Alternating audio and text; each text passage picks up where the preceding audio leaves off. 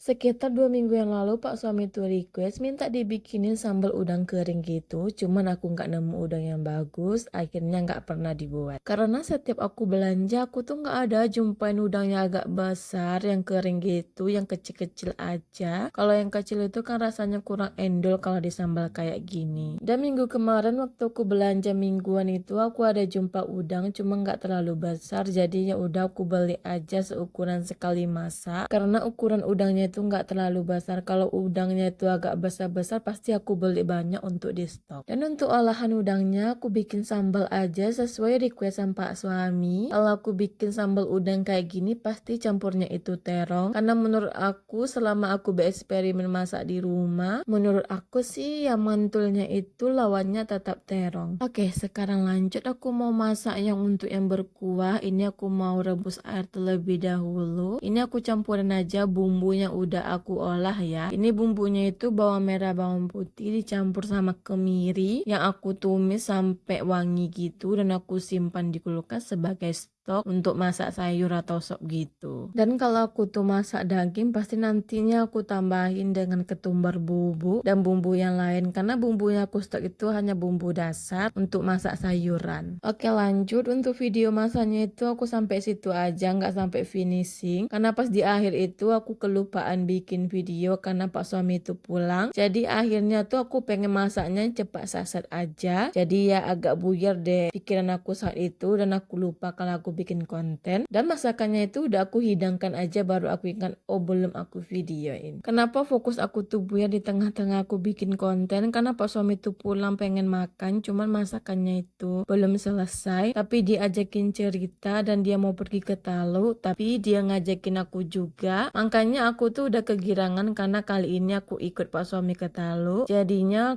untuk bikin konten itu aku lupa dan fokusnya hilang. Untungnya untuk konten masak itu aku udah hampir selesai karena tinggal memasukin daun bawangnya dan nunggu sayurnya itu empuk aja.